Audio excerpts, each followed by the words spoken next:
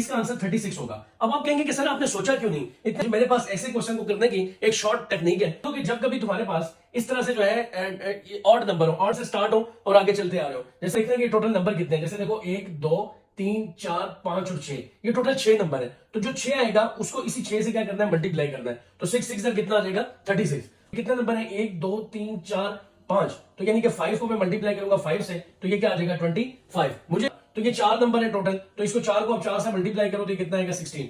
क्या आपको मेरी इस बात का यकीन नहीं आ रहा? तो चलो देख लो। देखो 7 और 5 12 होते हैं, 13 14 15 और 1 क्या होते हैं 16। तो देखो मैंने 4 को 4 से मल्टीप्लाई करके पहले तुम्हें बता दिया था कि ये कितना आएगा 16। अब दोस्तों तुम्हें मुझे इसका जो है आंसर नीचे कमेंट में बताना है कि लोगों ने हमारा YouTube चैनल सब्सक्राइब किया है और लास्ट टाइम उन्होंने YouTube के कमेंट के अंदर, टिकटॉक और फेसबुक की मैं बात नहीं कर रहा, हमारे YouTube चैनल जिन्होंने सब्सक्राइब किया और उन्होंने सब्सक्राइब करने के बाद राइट आंसर दिया था लास्ट टाइम हमारे क्वेश्चन का, उनमें से आबिद अली हैं जो लाहौर पाकिस्तान से। जी आप भी प्राइज जीत चुके हैं। प्राइज हम कैसे देते हैं देखें, जो हमें